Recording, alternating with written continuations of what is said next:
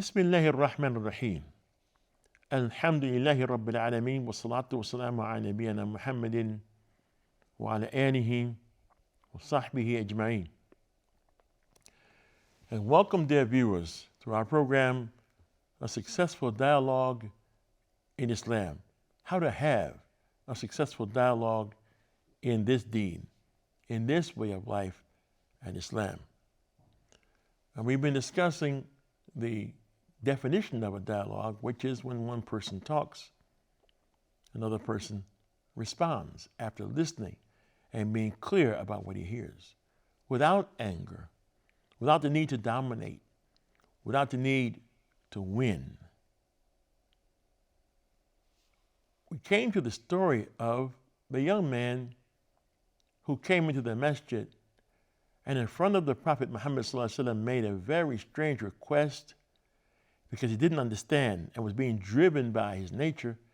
He asked the Prophet Muhammad to permit him to do the act of fornication. And the Messenger of Allah, after the din that rose, the noise that rose from the companions, because of course they would have been shocked at such a request. Because our religion is based upon knowledge and action. In the maqsood min al-ilm al-amal, and what's meant from knowledge is action. So the young man must not have had the knowledge that he couldn't do this, or he wanted to be a special case because he's asking permission. So the Messenger of Allah brought him close, and he sat him down. He brought him near to him, and then he began to question him.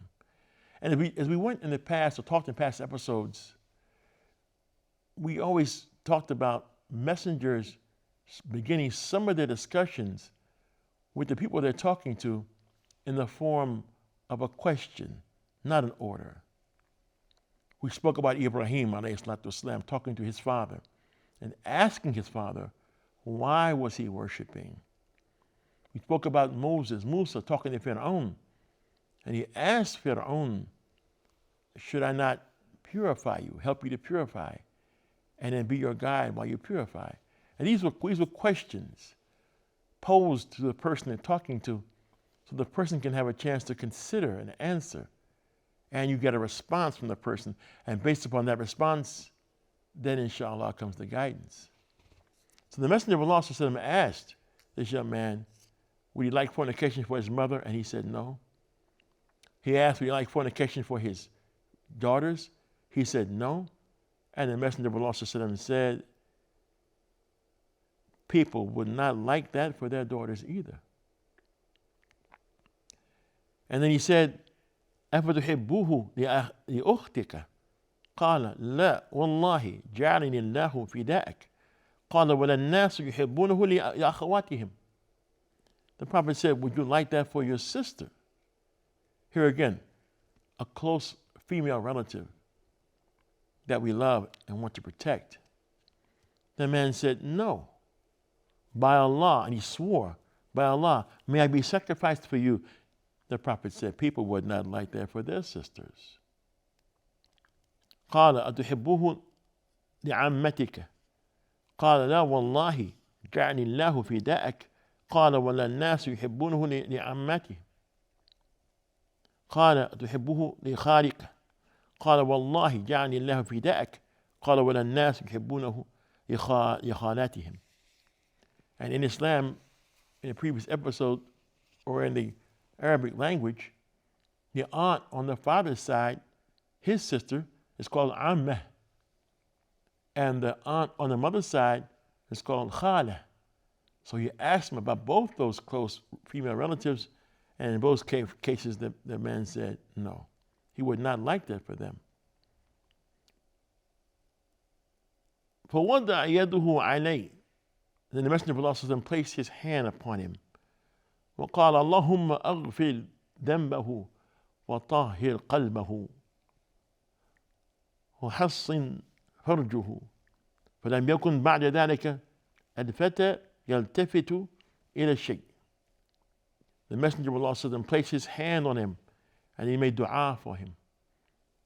Oh Allah, forgive his sins, purify his heart, and guard his chastity.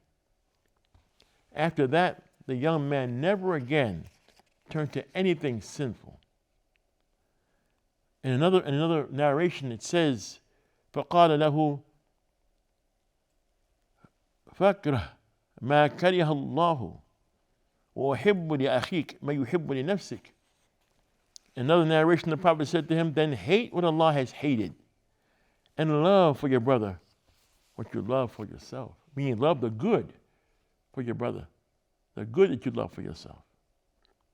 So this young man came to the Messenger of Allah, may Allah raise his rank and grant him peace, with a very strong and lustful desire, to the point where it made him express those feelings openly and directly.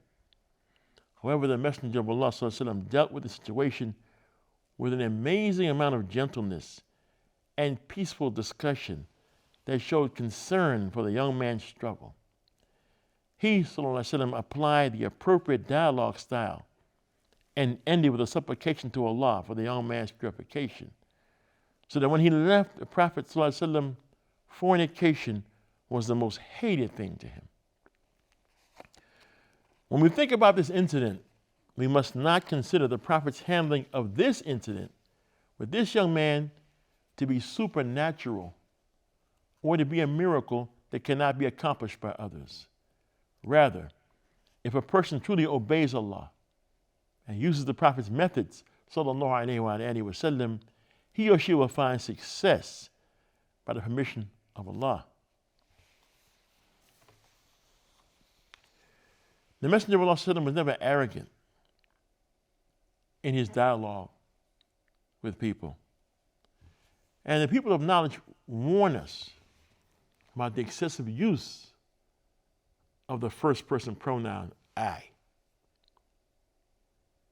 It's best to avoid the excessive use of the pronoun I during a discussion. I have done this, and I have done that, and I own this, and I control that. It has been said that half the tribulation of the world come from the use of this word in overstated claims about one's own self or persistent lying about one's own achievements. This is when people say about themselves, I am so and so. Don't you know who you're dealing with? Or I own such and such. Or I have achieved this and I have achieved that because I possess such and such outstanding qualities. Ibn al-Qayyim al-Jawziyah, may Allah have mercy on him, said in his well-known work, Zad al-Ma'ad, about the use of various forms of this first-person pronoun, I. He said, take every precaution to avoid a transgression contained in ana, which is the Arabic for I am. The transgression, tughyan, that's contained in li, this belongs to me. And the transgression of saying indi, this has been given to me. He said, avoid these first person pronouns because they were the words of three individuals identified in the Quran as oppressive and arrogant. The first statement, ana, belongs to Iblis, Shaitan, when he said, ana khayrun minhu, I am better than him, meaning better than Adam alayhi salatu wasalam. The second statement, li, belonged to Fir'aun, Pharaoh, when he said, the realm, the territory, the land of Egypt is mine. And the third statement belongs to Qarun, when he said, إِنَّمَا أُوتِيتُهُ عَلَى الْعِلْمٍ عِنْدِي. This has been given to me only because of knowledge I possess, because I'm smart. Not because Allah gave it to me or bestowed it upon me, because I'm smart. He went on to say, if someone is going to use these words, if we're going to put these words in the proper context, if we're going to be humble when we use me, I own, I have, I've been given, He said the proper context for a believing servant to put those in is to say, Anna, I am a servant who sins and who makes mistakes, and I'm in need of forgiveness. I am. Or, I have sins. Li, what belongs to me? What belongs to me? My sins belong to me. My transgressions belong to me. I'm impoverished and need of Allah. That's what I have. I have sin. I have poverty. I'm in need of Allah's mercy. Or in the case of Indi, what belongs to me, or what I've been able to get, it is found in the supplication of the Messenger of Allah sallallahu alaihi wasallam when he said, Allahumma ghfirli, jiddi, wa hazli, wa khata'i, wa amdi, wa kullu dhalika indi. I use the word indi here. O Allah, grant me forgiveness of the faults which I committed seriously or otherwise, and which I committed unintentionally or deliberately. All these shortcomings are in me, indi. Another important aspect of good character during a dialogue is to keep your voice down. So first is not to always focus on oneself. Listen patiently and don't say, you know what? I know about that. I got experience. I have this and I have that. I own this.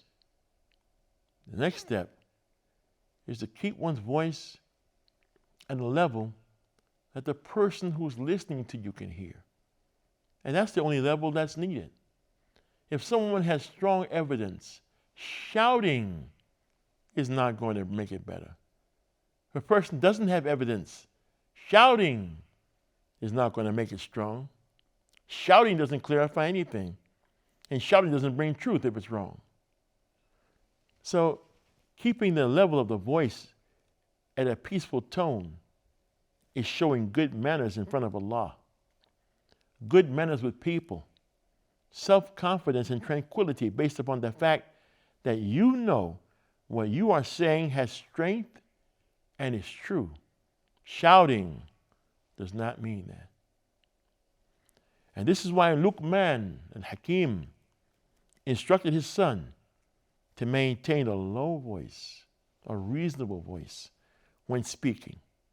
Allah says about the conversation Luqman had with his son, among the things he said to him, وَاغْضُضْ مِنْ صَوْتِكَ إِنَّ أَنْكَرَ الْأَصْوَاتِ لَصَوْتُ الْحَمِيرِ. He said to him, lower your voice. Verily the harshest of all voices is the braying of the donkey. This is found in Surah Luqman, which is the 31st Surah, verse 19. Ibn Kathir, may Allah have mercy on him, explained the meaning of this verse. These instructions of Luqman to his son, the father raising the son, the father giving the son important instructions on how to live with others. These instructions mean don't exaggerate when you speak, and do not raise your voice unnecessarily.